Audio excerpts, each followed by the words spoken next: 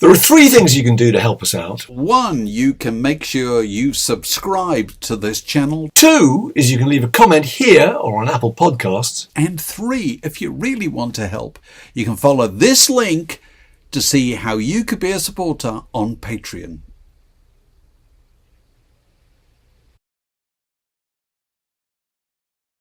Word in Your Attic, a Zoom with a view. Welcome to another Word in Your Attic, where we're joined by a brilliant folk singer and songwriter. And I have to say, in these rather troubled times, there's something very, very comforting about the fact she's been tweeting recently about rotivating and planting spuds. Normal life carries on. Kate, it's lovely to see you. Where actually are you? Whereabouts are you? It's in Yorkshire, isn't it? Yes, I am in a little village just outside Barnsley, and it's where Rusbys have dwelt for hundreds of years. In fact, my dad's traced back, I think, at least 14 generations just in this village. Wow, that's incredible. Extraordinary.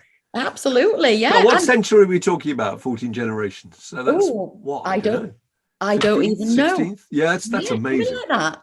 Yeah, which is actually as old as our house. That was 16 something. That there was something here, you know. It's a really old little village, really. So yes, there's ghosts and everything lurking about. And you used to have a studio, didn't you, that I think your dad had built and your uncle and your sister run? It was a kind of family concern. Have you still got that, or have you moved from there?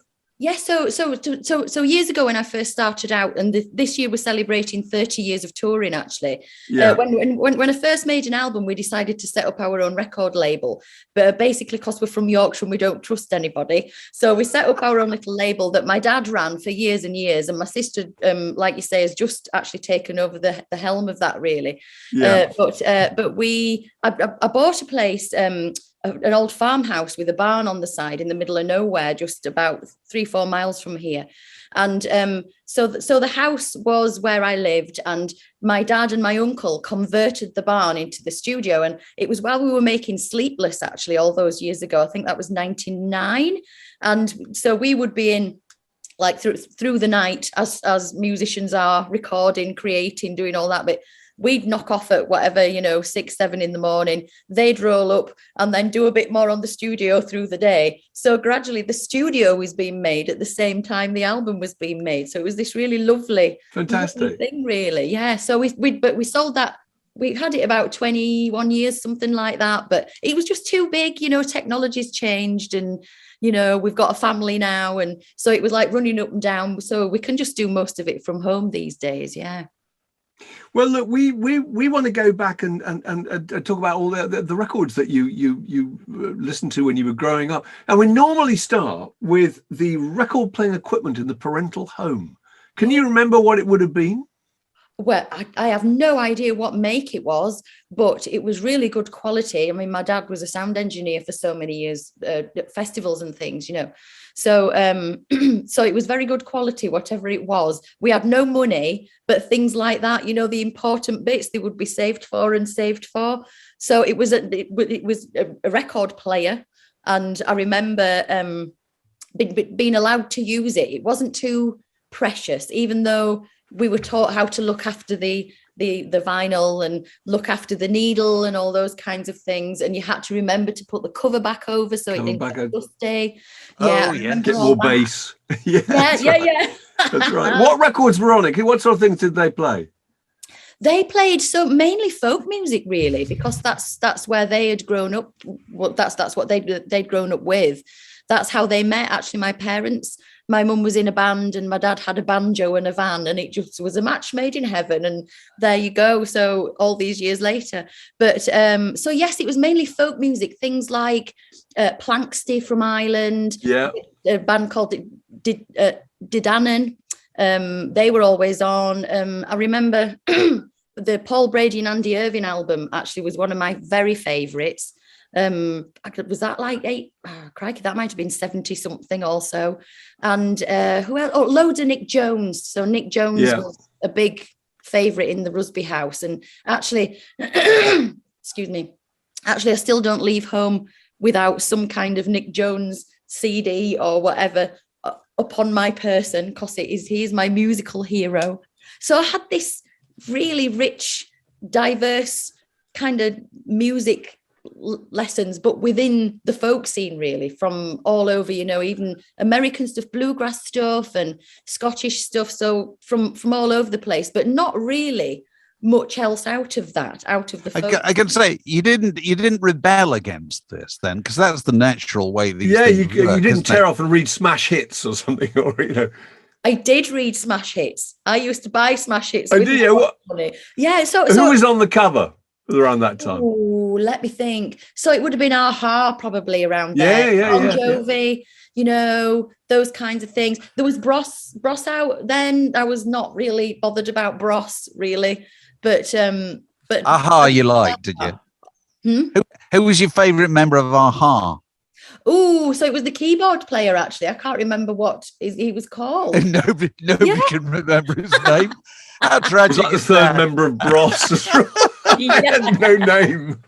Finally gets a name check and nobody knows his name. Oh, God. That keyboard player from Bros.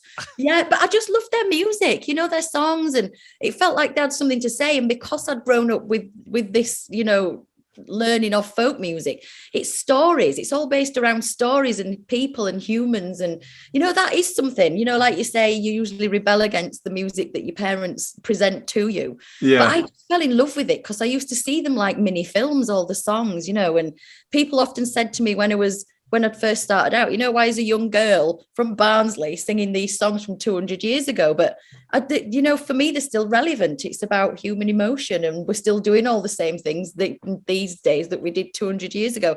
So when any kind of music came along in pop music, when I was young like that, I really loved it. And I even loved listening to Chris de Burgh as well, because his songs they had stories, like Don't Pay the Ferryman and all that, it was really lovely.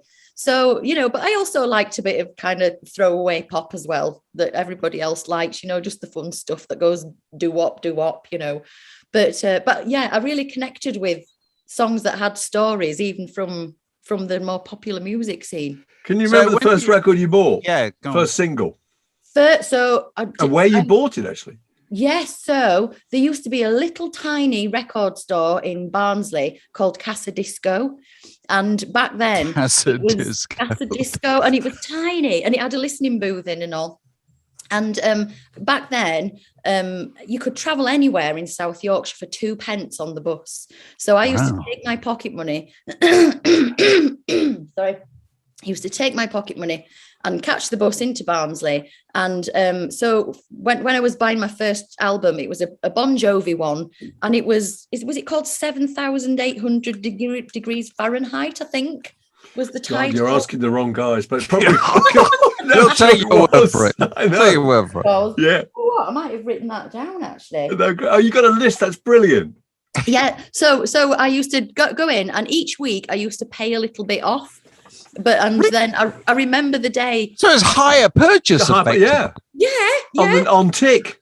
Do you know, we've had loads of these conversations. We have never heard anybody say that before, have we, Mark? I don't think we have. That's incredible. What did you have to pay? So once a week you had to pay, it's incredible. 10p or something. Oh no. So I used to take some in and gave them a little bit of money each week. And then after like 10 weeks of paying it off, I actually walked out of the shop with it. That's I didn't have it like on lease. Yes, I paid a little bit each week. Yeah, on the instalment plan. That's amazing. That is amazing. Yes. I've never heard of that. Yeah, and I remember the day I walked out with it, and it was actually on cassette. It wasn't a vinyl. It was cassette. I felt all modern, and came out with it in my hand. All modern. Yeah, and I looked at it. And the tape broke. Thankfully not. And you know what? I've still got it somewhere. It's in the house somewhere. And I have no idea where. It's probably in the loft. I should have dug it out to go, da-da. But that is the very first thing that I bought with my very own money. So did you watch Top of the Pops and things like that? Or were you just getting more immersed in the folk world by then? I did, but when I was watching Top of the Pops, I just used to get distracted by the people watching the things, and like they would be talking and like dancing about, and I'd be thinking, what are they doing? They just look really weird and uncomfortable. So that's what I used to watch. It was the back of the people's heads actually dancing the acts. But if there was somebody in the charts that week that I was interested in, I would I would definitely watch it and loved it. What a great thing. I mean, we don't have anything like that anymore, So yeah, it's sad that it went. But when I recorded a song with Ronan Keating, I think that was in 2006, maybe. That sounds a long time ago. But called All Over Again, and it got to number 6 in the charts, actually, the single charts. So I actually got to be on top of the pops. Oh, really? It went. So I was like, and I took my name tag off the door, Kate Rusby, top of the pops. So I've still got that stuff. Oh, really? That's fantastic. Who else was on that show? Can you remember? Let me think. I think Katie Tunstall was on, actually. That was the first time I met Katie Tunstall. And then I think people that I didn't really know who they were because I was in my 30s by then. So I wasn't right. Really yeah. So was that was miming, presumably, on top of the pops? You were lip syncing. I think we actually sung live, to be honest. Oh, right. Okay. Yes, the band were miming. But I think that we sung live because we did quite a few TV things, and it was a bit of a learning curve for me because obviously people use in ears instead of actual monitors, and I hate them. They make me fall over. I get quite dizzy because I get shut off. So I had to get used to using them. So yeah, I had to use those. So what's so unpleasant about those? Is it just excludes the natural world outside? You can only hear. Yeah. So wait, I don't know if you've ever had to have any molds made for. Well, we had to have molds made for the ears. Yeah. So you've got to sit in the room with these like rubber stuff setting in your ears. And you can't hear anything, and you've lost one of your senses, and obviously, and I didn't realize until that moment how much I actually rely on that, even on stage. Hearing what an audience member has said. I'm sure that's true. I never thought of this before, actually. So all you're hearing is what is going from your microphone and what anybody's notes are being played. So you lose that sense of a room, a sense of where you are. Yeah, that's really interesting. So when did you start performing yourself? I started performing the very first gig. So I performed a couple of songs on a youth concert over Cheshire Way because I'd won a competition when I was 16, 15 even, possibly, at Fylde Folk Festival. And it was one that my dad used to do the sound at, that it was one of those festivals. And there was these great people that used to run a lot of the youth stuff as part of the festival. And anyway, they said they were having a competition in this pub. So I'd got my dad's guitar from under the desk, this massive red Guild it was. I could hardly get my arms around it. And went off up there and played a couple of songs. What did you sing? And I won. So what I won with was Boulder to Birmingham by Emmylou Harris. Oh, right. Oh, yeah. Which I just loved. So I sung that and won the competition. And it meant I had to play on the final concert in the big hall with everybody else. So I did my slot there and went, oh, that's quite frightening. I don't think I'll do that again. Anyway, then I was at home playing the piano and singing. I'm self-taught, so just messing about, putting songs to chords that I'd made up and that. And a friend of ours called in who ran a festival in Home Firth here. And she said to me, the festival's on in a couple of weeks. You've got all right at that. Do you fancy doing a slot? And my head nodded and inside I was going, shut up, no, I didn't like it before. So I went over, did that, and that was like a first slot on a festival. I think I played for half an hour or something, but again, I was nearly sick beforehand. I could hardly walk on for one. And you were how old? 15, you saying? I was 16, 17, something like that by then, yeah. So what do you think about nervousness? It's interesting this, because I think Laurence Olivier said, if you're not nervous, you're not trying. It's performers are nervous, aren't they? No matter how many times you've done it. Yeah. You never let it stop you doing it, did you? No, I mean, there's been times, when there's been a lot of stress and anxiety in my life that I've had to kind of deal with. And that's the other thing about musicians, and singers.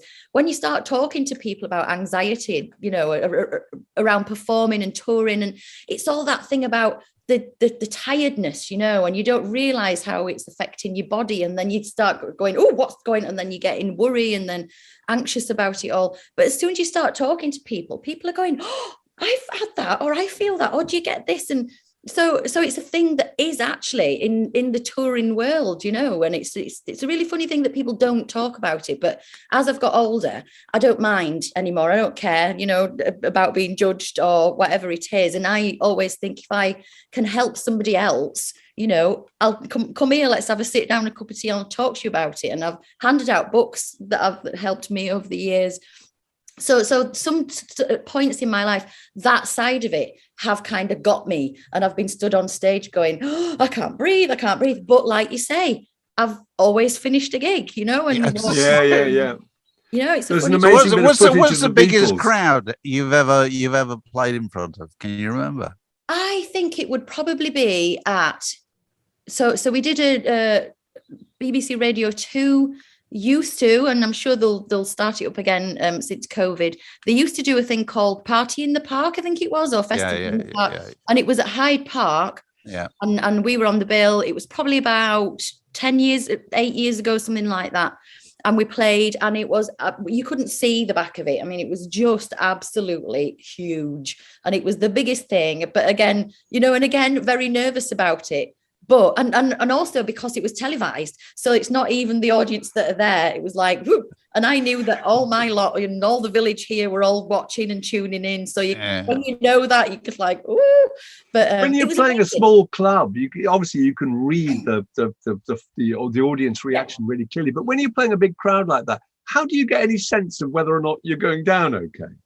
Well, I suppose when we went to play that, you know, we weren't the main acts, so there's a little bit of pressure off us. I think the chorus were finishing off the night that we played. As long as nobody throws a plastic bottle, you're probably all right. Yeah. But I've never been one. I don't have a false sense of grandeur, really. You know, I know where we were on that, and I know there would have been mostly the people who were there in that audience would not have had a Scooby who we were. So if any of them turned around and had a listen, you know, that was great. You're winning. Yes. Yeah, absolutely. Yeah, and it went down great, you know, and we had so much positive feedback from it, and new people that had discovered our music from it. So you just kind of.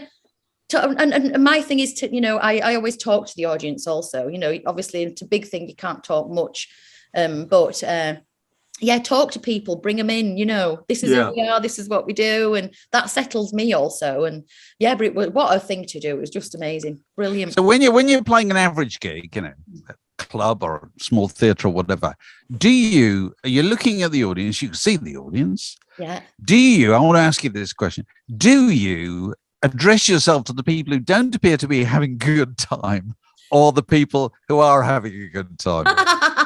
Do you try and win over the people with their arms crossed? Because there's always somebody who looks fed up. Entertain me. Am I right? Yeah. There is always somebody who's fed up. And for some reason, they always sit on the front row. I don't know why. Like, why come with the person who's enjoying because their girlfriend has dragged them along or whatever. That's right. Yes. Yeah. Yes, and they are the what. So usually we can't, you know, when we're playing in a theatre, you can't see much of the audience really. I mean, we do like to have the lights up slightly so that we can, but you can't really pick out individual faces or expressions totally. But like you say, there is always somebody sat on the front row who is not having a good time, who's just like looking away and arms crossed, like you say. But whenever we perform songs like, so I wrote a song about a superhero from Barnsley. I wrote it for my girls, but it became a whole song, and now he's got his own little website, you know, and a video and all that, and animation. But I wrote this song called Big Brave Bill, and we usually do it at the end of the night if it's on the set list, that tour.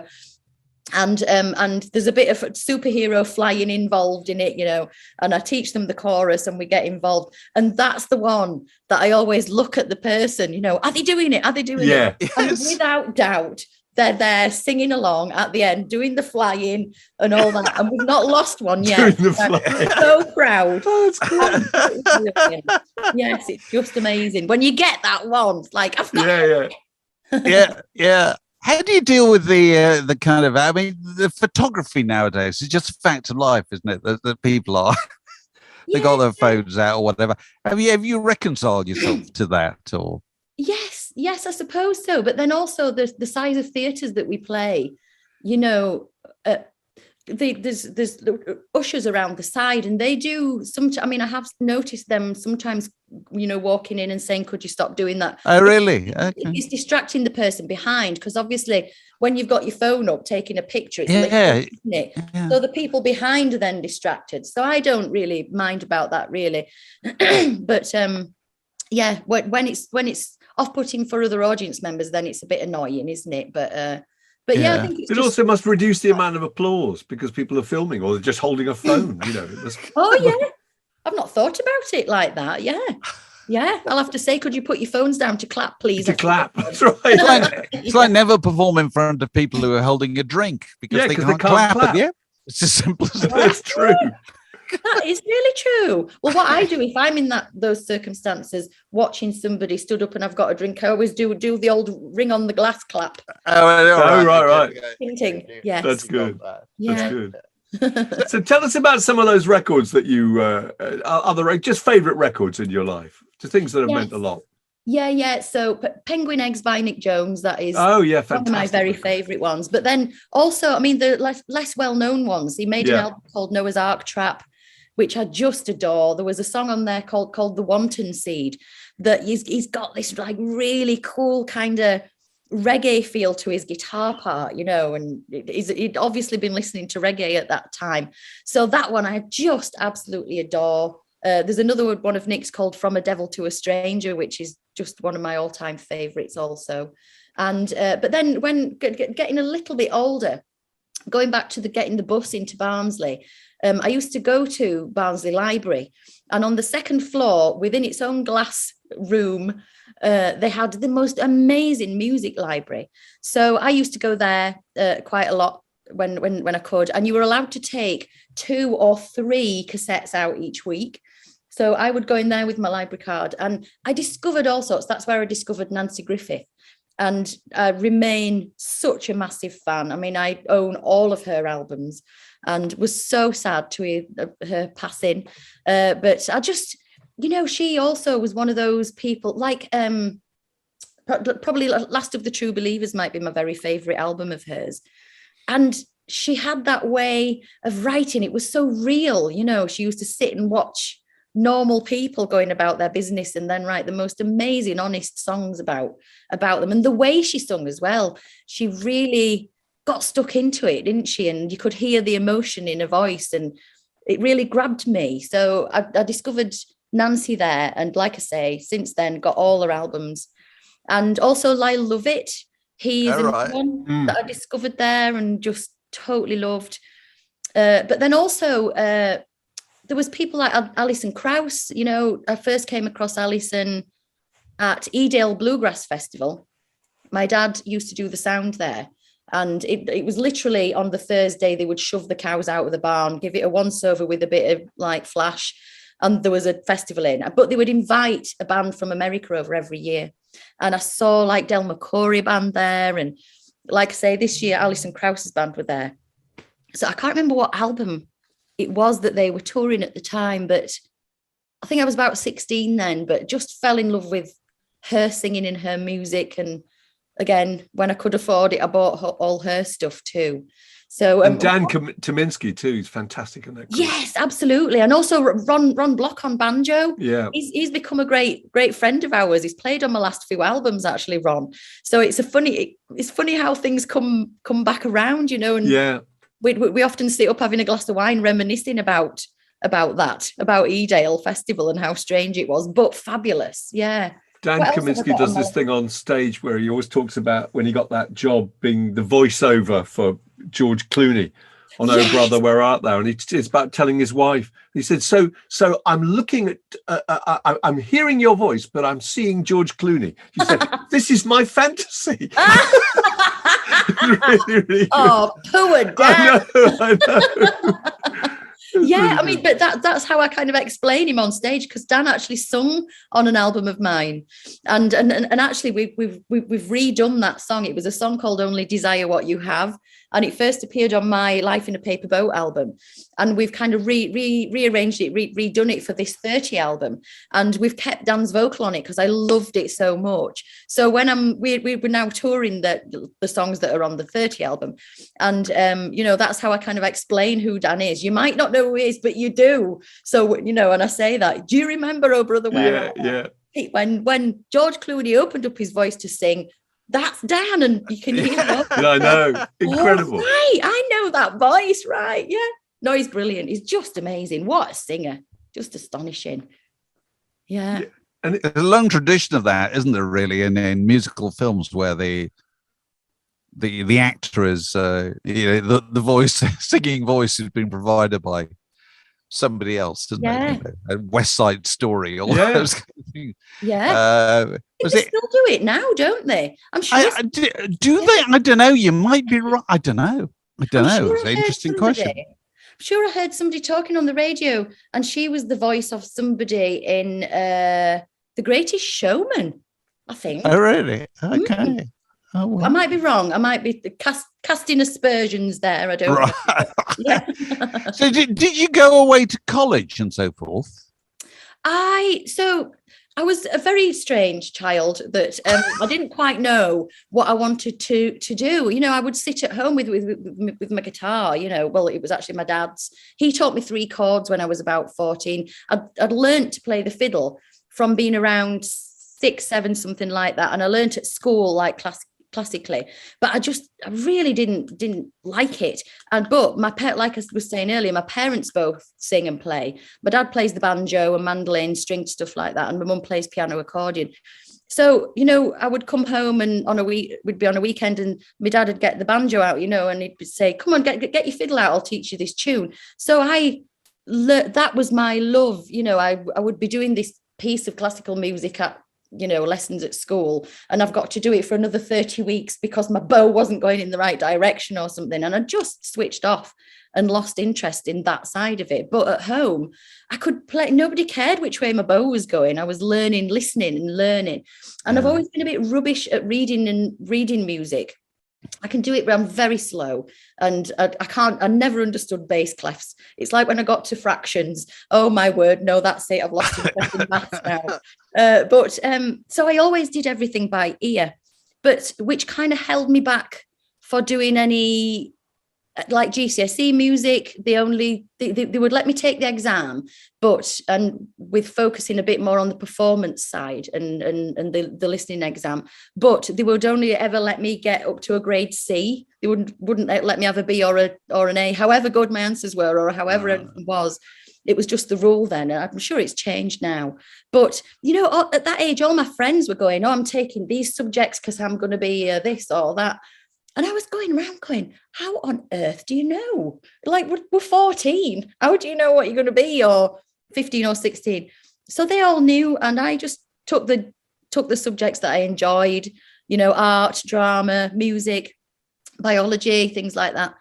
And, when I was coming to the end of my schooling, I had no idea still what I wanted to be. And we have a brilliant performing arts college in Barnsley. Back then it was called the Electric Theatre.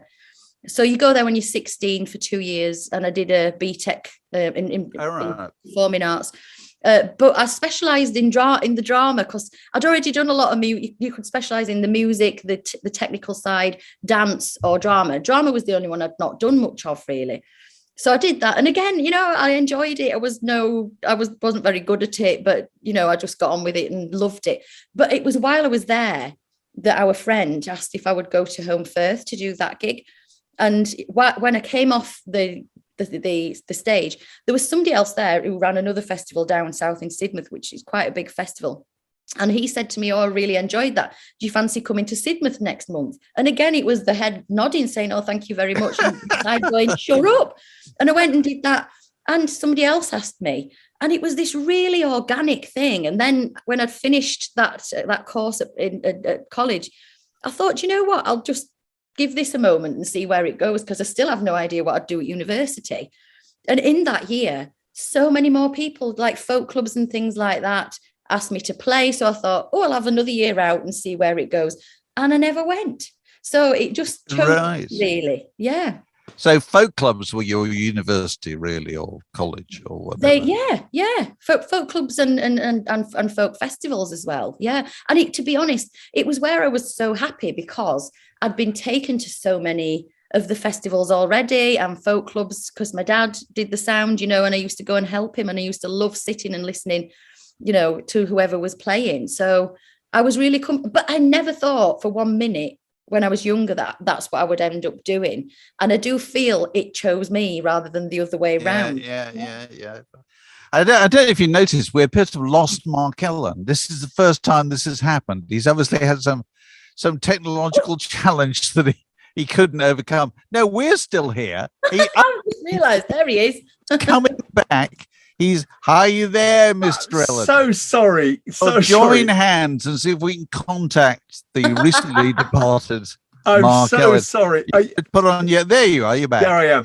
I didn't know what happened. The signal suddenly went. It's all right. I'm Don't back. worry. I'm sorry. Did you No, we're pause or did fine. you carry on? We kept going. We kept going. Good. We just noticed that you're gone. Yeah, thank you. I'm so sorry. Kate was talking about how she didn't go to college, but folk clubs became her college because one thing led to another. So you're currently on tour. Yes. Is that an extensive tour? It is. So we tour until the end of May, the very end of May, and then we have a little bit of break from it because obviously touring the album, but then also there's so many gigs in this year and also in next year because, of course, 2 years worth of gigs have been rolled over. So, at the age I am now, I have to do like 4 gigs and then go home for a few days and then go out again. But we can't do that this time. So there's so many gigs that had kind of rolled over. So I'm really looking forward. I mean, we've done 3 or 4 of the tour so far, and absolutely loving being back in that situation of playing and performing. And still here people are a bit tentative about buying tickets in advance. So it's a nervy time if you're promoting your own gigs, which is what we do. We've done that for years. So So how do you do that, promoting your own gigs? Well, you just got a list of venues and you just ring them up and say, we can come on the Wednesday. Is that how it kind of? Yeah, it's like that. We decide when we're touring. We know geographically where one might sit after another, and we work about 18 months in advance. And it's literally that, getting in touch with the venue, saying, can we hire your venue?